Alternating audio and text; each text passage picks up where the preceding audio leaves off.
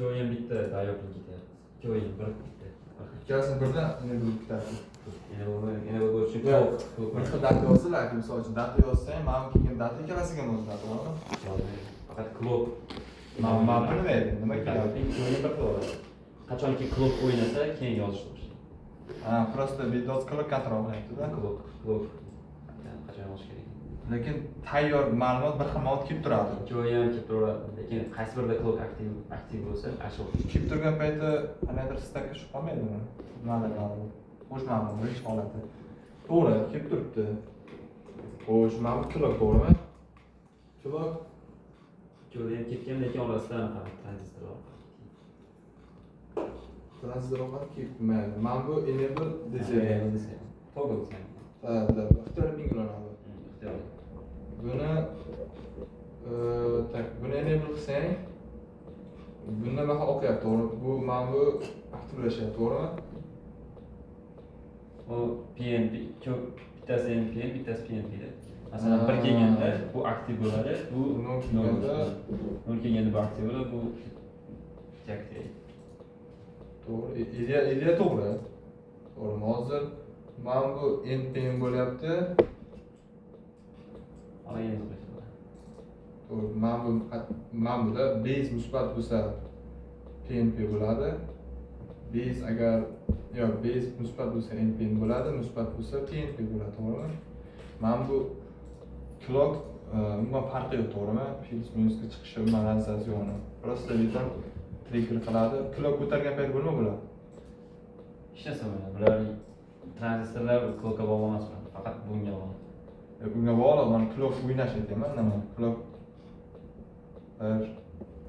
Şu clock oynasa, şu gate'dan o'tishlarni yasadi tranzistorlar. Shunday o'tsa bo'ladi. Mana clock high bo'ldi deylik. Clock high bo'ldi. Aytaylik, mana PNP, NPN, to'g'rimi? Ya'ni bir kelganda bu ochiladi, to'g'rimi? Bir kelganda ochiladi. Ya'ni clock high bo'lsa, mana high bo'ladi, mana bu high bo'ladi. Mana liniya high bo'ladi. Bu doim nol turadi. Ana clock 0 bo'lsa-chi? Clock 0 bo'lsa, metal 0 bo'ladi. Ana clock 0 bo'ldi. Bu ochildi. 0 bo'ldi. Xo'sh. Bu ham 0 bo'ladi. Keyinchi Oldu. Yani rostdan signal mana shu tranzistorlarni orasidan o'tasa, mana shu idealniy bo'ladi. Bu tranzistorlar qimmat emasmi? Qanchalik? arzon. To'g'ri. Clock. 1 0. Ana agar postoyanni 0 bo'lib tursa mana bu. Clock 0 bo'lib tursa? Yo'q, output. 0 bo'lib tursa. 0 bo'lib turibdi. Mana bu ishlab turibdi. Mana bu yerdan boshqaryapsan, sen clock bilan boshqarish, clock aktiv bo'lmayapti hali. Ma'lumot aktiv bo'lib turibdi. Clockni aktiv qilsang, bu boshqaraveradi, to'g'rimi? Avtomatik tiq nurga o'tsa, bunga o'tadi, to'g'rimi? Bu boshqaraveradi. Keyinchi Oldu shu.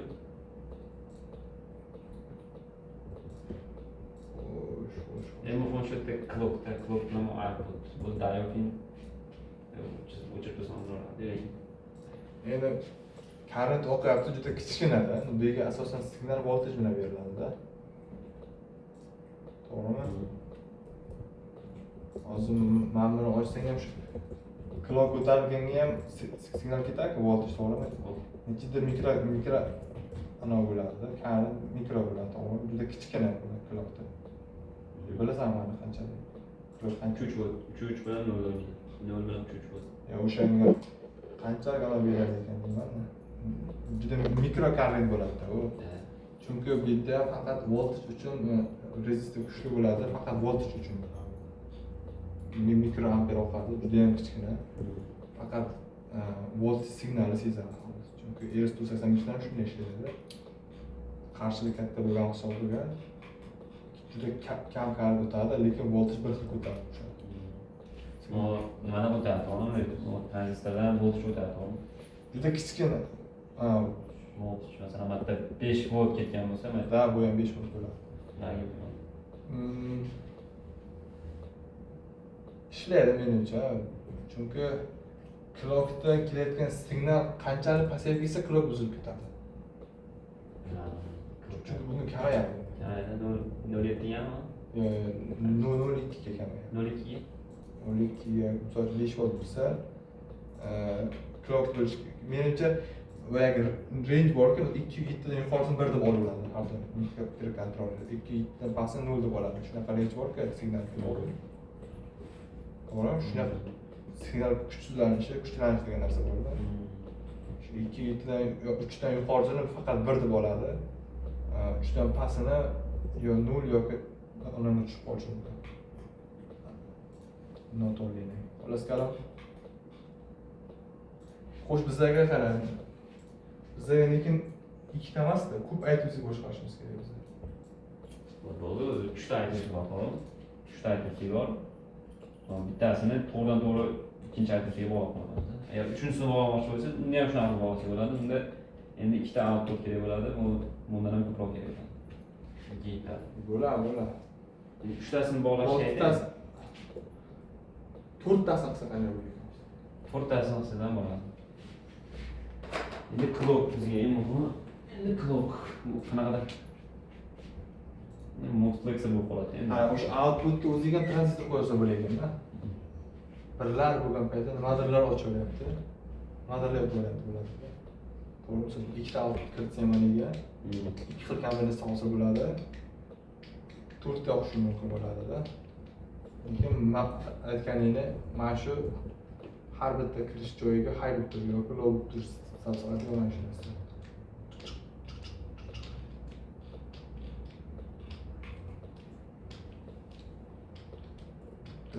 Multiplexer demek. 1, 2, 2, 1, 2, 2. Multiplexer. Qismlar katta ko'rsatyor. Kitaman. Ko'rsatyor. Agar shunday bo'layotgan bo'lsa, biza nima qilishimiz kerak bo'ladi? Mana buni tutda kerak bo'ladi. Aytuvchilar. Nima aytuvchi? Hozir men bitta aytuvchi o'ylayapmiz, to'g'rimi? Yana ikkinchi aytuvchimiz tutda qilsak bo'ladi, nimaga? Tutda. Agar tutda kerak hozir. Yo'q, tutda kerak. Aslida tutda qilsa bo'ladi, chunki tutda chiqargandan keyin yana bitta IC qo'shamiz. U ham pastliklar kontrol qiladi. O'sha hozir chizgani momentdagi narsa manaqa kelyapti. Uzun ketgan. Plata katta-ku, men o'ylayapman-ku shu IC kontrol signal obrali ekan deb o'ylayapman. Nima shunday teglar? Plata juda ужасный ketgan emas ular. Iloji yo'q-da, manga battada pastga ketmagan batam bo'ldi. Mana yuboradigan IC o'tkazib qo'ydim. Bu maniga yuborish kerak. Bu maniga yuborish kerak. Keyin pin ko'p bo'lgani uchun bitta IC o'rtacha 15 ta led kontrol qilyapti-da. Maniga ham keladi-da. Ikkita 3 ta layerdan o'tib manigacha keladi. Ko'p ketyapti hozircha. Bitta joyga qo'ysa bo'lmaydi, hammasini. Keyin ana shu joydan simba olinadi. Nima? Ledni nima bitta joyga? Ledga simba olinadi. Bortdan chiqadi. Hammasini bitta joyga qo'ysa bo'lmaydi. Yo'q, bitta joyga qo'ysam juda tartibsiz bo'ladi, sen o'qolmaysan. Misol uchun qarang, sen program yozishing kerak-ku. LED 16 maniga bo'ladida, LED 16 maniga bo'lsa, maniga LED 48 o'rdi. Lekin sen men ikki tomonlama qulay bo'lsin deyapman. Ham foyda oladigan odamga, ham o'zimga qulay bo'lsin deb shuni o'zgartiramiz deyapman-da. Bo'lmasa agar o'zimga qulay bo'lsa, men ledlar nomini o'zgartirib tashlab, misol uchun o'zimga moslab chiroy chizaveraman. Lekin sen program yozayotgan payting led misol uchun qaraman. Birinchi batten bilan birinchi led o'rtagan shunday bo'lsa. Hammasi tartib bilan ketgan. Yo'qshi. Agar birinchi batten bitta batten ikkita led kerak bo'ladi. Bittasi 8-led, bittasi 17-led bo'lib qolishi mumkin. Endi o'zgartirsa bo'ladi. Ikkalasini ham chiroyli holatini saqlab qolish uchun bittasi qo'shirsak qimmat bo'lmaydi degan fikr kelyapti-da. Chunki yaxshi chiroy chiqsin degan maqsad. Masalan, ana shu program ishlatirsa bo'ladi. Bular to'g'ri edi. Right each and right. Clock high, clock low. Agar surat ilm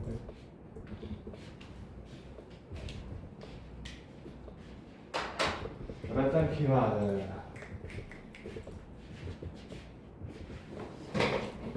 Oh, oh, oh. Oh. Akram masaj qiladi. Xotiningiz bo'lsa. Yeah. Yeah. Oh, videoni chiroyli videoni. Ji.